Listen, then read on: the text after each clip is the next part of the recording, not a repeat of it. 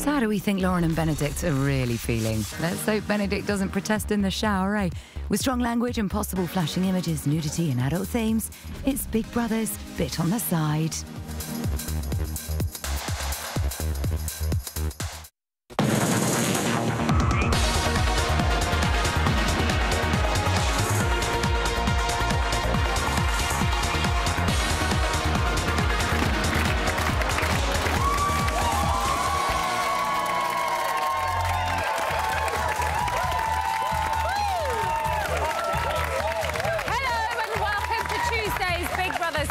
Side. Just like England, we're past the group stages and we're headed all the way to the final!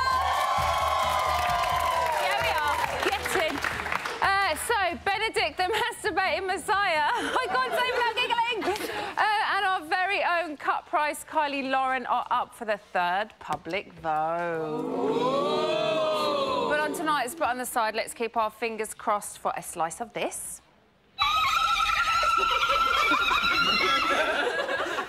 A scraping of this. Just a tiny bit of sick came up. That actually happened to me today as well. And a good old-fashioned bit of this. There you go. Ooh. Now, joining us on the panel tonight is a comedian, an Essex native, and the new host of Snog, Marry, Avoid. So she's the perfect person to sort the scrubbers and the skanks from the sweethearts and the school-teaching strippers. It's Ellie Taylor! As she proved on Let's Dance for Sport Relief, not only can she draw like Van Gogh, she can also jam like Van Halen. Rock on, it's Kirsten O'Brien.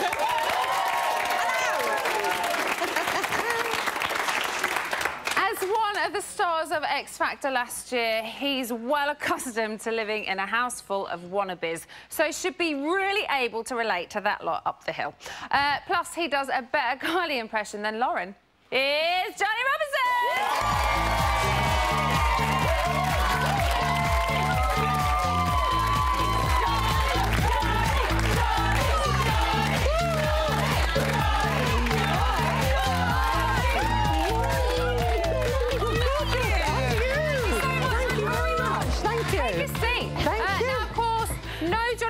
Appearance would be complete without a massive ball.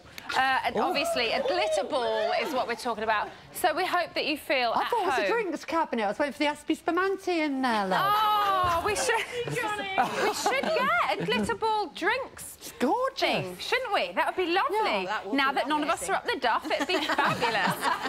So without further ado, let's chat about the show we just watched. Nominations Day always gets them spooked. But it's all they're talking about, isn't it? Nominations, nominations, nominations, nominations. Kirsten. Yes. I know you're a mad fanatic like me. Are you sick of the noms chat yet?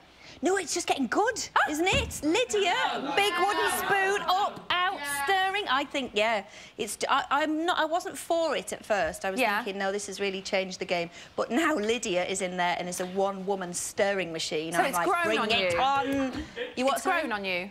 Has Lydia grown on me? No, the nominations chat. Yes, yeah. I think now it's just going to get wicked. They're grouping, they're stirring, they're... Ellie, do you think it's changed the tone of Big Brother at all? I feel like it's turned it into kind of a Hunger Games kind of thing. And I think Nina's going to come out with a bow and arrow and try and shoot Aaron pretty soon. I think it's getting good. It's just got quite nasty, which as a viewer is brilliant. I wouldn't want to be in there. It is, but it's so early for that to happen. Yeah. What do you guys think? It's not right without the... It's not Big Brother without the ban of nominations. It's all about not being able to say who you're nominating. It's for the past years. It's been that's what it's been about. It's the main thing. There's no punishments. It's not funny. If I'm honest, I'm a purist as well, and I've said from the beginning, I'm not sure that I'm down with this whole noms chatting. Because all what they're talking about is nominations. If they decided, say, from next week, that's it, stop, then what are they going to talk about? We're going to hear completely new subjects from all of them. I know, I see, and this is the thing. It's what, we're 2 weeks in, and all we have is nominations. It's not a surprise anymore. Like, I could predict, just by listening to everybody talking, I knew it was going to be Lauren and Benedict, because you knew, because you'd heard them all talking about it, you could kind of think... And I think you kind of feel like they're in control of it as well. They should not be in control of anything in there. Big Brother needs to be in control. He needs to grab control back. Take it back, Big Brother. Take control back and give it back to the people.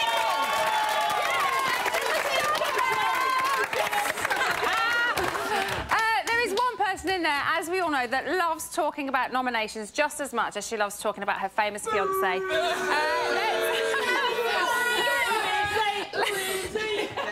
Let's have a look at this clip. It's exclusive. I think what it is I think this eviction will tell a lot, because if he's up and he stays again, then we're... Yeah. If what? If he goes up for eviction again... Do you think people would have been put off nominating him because he stayed last week as well? I feel like it's like my group of friends that are being penetrated, and that's why I'm worried, because it's like, if people like him stay, then they're running the show, aren't they? Their little clique. It'll tell a lot, this one, I think. Would you say who you did? Would you say who you did?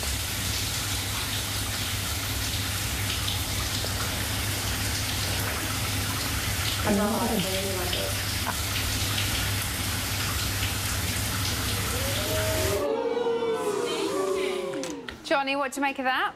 Well, it's terrible, isn't it? But I think it just needs a good shake-up in that house. I think they've got it far too easy. They have! Far too easy. They need to turn the electric off. Yeah. Give them no hot water. And it would be nice if they removed the mirrors for Aaron's sake. Then we'll be able to keep looking at itself in the mirror. We kind of need the mirrors, though, to be fair, to watch them. I need them, yeah. Yeah. So we don't want to take the mirrors out. They should send a newspaper in there as a treat, but give them some false headlines, what's really going on in the outside world. Make them think, oh, my God, it's not really happening.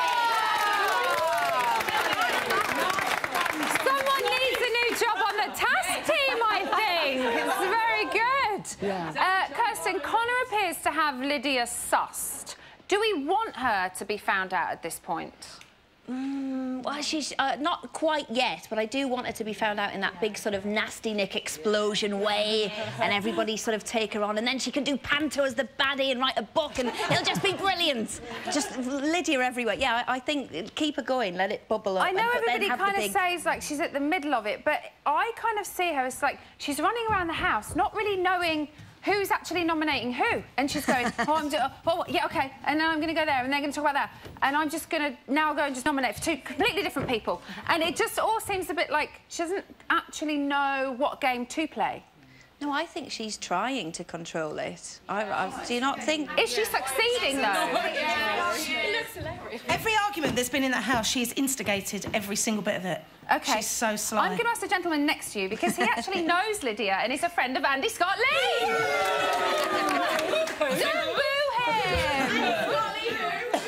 him! Lydia's really, a really strong person from when I've met her through Andy. She's really strong. Shit, Sherlock. But I think, because everything's heightened like 100 times in there, she's scared of being like a Lauren or a victim in there, so she's playing it 10 times more than what she would in the outside world, so she's having to be strong to stir it up to make sure she's not nominated or to know what's going on. She's covering her own back. Yeah, absolutely. And it's a game at the end of the day. And it is a game, and they're all there to win, and she's actually out there ballsy doing it, whereas some of the others are just trying to be a bit too nicey, and they're the ones that were up for eviction. Yeah, and I've got to say, as we've said this year, they are all talking about nominations, and it is a very big game this time. So she's doing a bloody good job, in my opinion. I think she's a spankingly brilliant housemate. Spankingly brilliant? What's that all about? Ellie, Luke S. described her as very, very, very sneaky. So can she make it all the way to the final? No way will she ever make it to the final. In a way, she's quite refreshing, because she is actually really quite honest when she's saying to Benedict how she wants, like, sort of distance herself from Dina because she doesn't want to be tarred with her own brush. And that is quite, you know, a refreshing, truthful thing to hear. But the audience, we don't like that, because she just comes across like a bit of a dick. Then she sits there talking with her, with everyone, about everyone else. I know. Yeah, but so does everyone else. Everyone else, like Connor is going right into the house, going, oh, she said this about her, or Dina said this, but he's going to the victims to say it, so they're going, oh, how nice of Connor. But although no, he's doing I do exactly think that Connor was genuinely, peed off And I don't think it was so much Lydia, but it was Dina. Yeah. That was the one that kind of was doing the whole lot of stirring then. And I was so shocked about that. I was like, Dina, where is this coming from? The thing is, as soon as Lydia comes out, like, goes up for eviction, she's going to be out. Like, the audience will just get rid of her like that. That's a shame, though, because I think we would like... And it's really nice to have someone on Lydia's side in the audience, I think it's fair to say. Right, you can't say, though, you can't say that Lydia is not generous. She's getting her fiancé to support her best friend in the house, who is, of course, Benedict. Speaking of which, are we not loving Benedict's diary room rant? In a minute, we just got to watch a clip first. Here it is. In some ways, it's a bit like being in school, but the parents never come to pick the kids up. You know, Lydia said to me, oh, these people have come in here for some fun. They don't want to talk about serious issues. They don't want to hear your opinion about certain things. They should know if they had half a, you know, brain cell between their ears. But, oh, no, they'd probably say, oh, I'll go on Big Brother, I can get famous, I'll be really good, yeah, maybe something come out, I'll get a modelling contract, or I'll become a singer, or I'll be an actor or something, you know. Even I've got no talent or skills or much going on in my head, I can do something with it for a few minutes, or get some money out of a newspaper for being in a relationship with someone who's nothing like me whatsoever and wouldn't go out with me if it was out in public. Oh, yeah. Point. And breathe, Benedict. So, Johnny, should Big Brother all be about the experience, or should it be a stairway to fame and fortune and celebrity magazine covers? No, it should be about the experience and getting on with everybody in that house. I mean, it's like Benedict was, like, condescending everybody else and sort of, like, running everybody else down. But at the end of the day, he's just the same as them in there, so he should be looking at himself before taking criticism against others. So it is... Everyone's in there together, and just enjoy the experience. You know, they're very lucky to be selected from everybody that auditioned, and you should just go in there and enjoy the experience. Enjoy it. And if anything comes out of it, it's a bonus. OK. Now, personally, I am never one to disagree with anything that Johnny Robinson says or does, but that's just me. I don't know about you lot at home. Well, I do know about you lot at home. You've always got your own opinions, and we, as always, want to hear them. Drop us a tweet or log on to the website. All the details should be on the screen about now.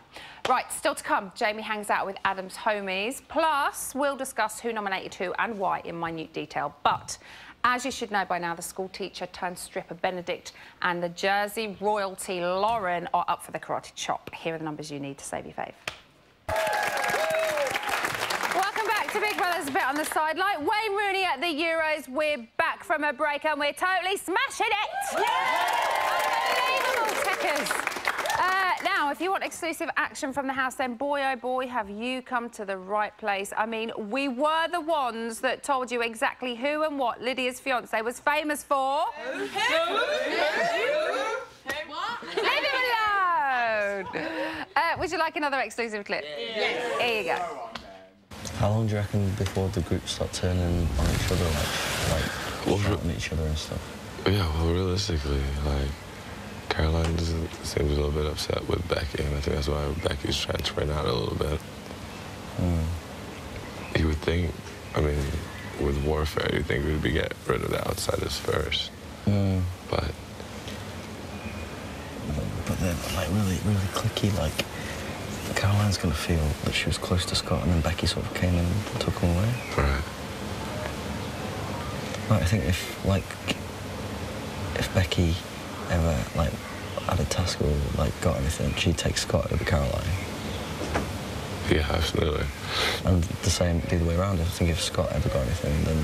Caroline, he would try to take Caroline. Do you reckon? Yeah. I thought it would have thought it would be Becky. No.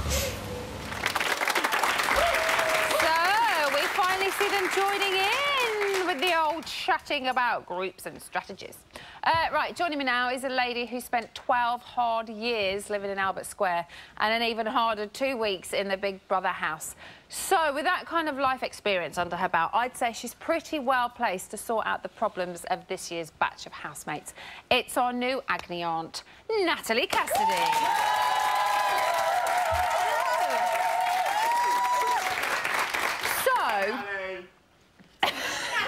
Right, Natalie. So it seems this year's house is kind of tougher than ever, really. I don't mean in the respect of Big Brother's making it hard for them, because I don't think they are. But I mean, internally in the house, they're all finding it quite difficult. Emma, what is going on? I don't know. I'm upset. I know. It's too early on for all of this to be going on. It's negative. everyone hates each other. It's far too early. They're peaking too soon. They are. At this time, I think they should just be enjoying themselves and having a laugh. We should be seeing much more fun in the house, yes. I feel. Fun, enjoyment. Enjoyment. I don't even know if that's embracing it. Now, everyone's got their problems in there, and we thought that you would be the person to dig deep and try and sort help it out. them with some of it.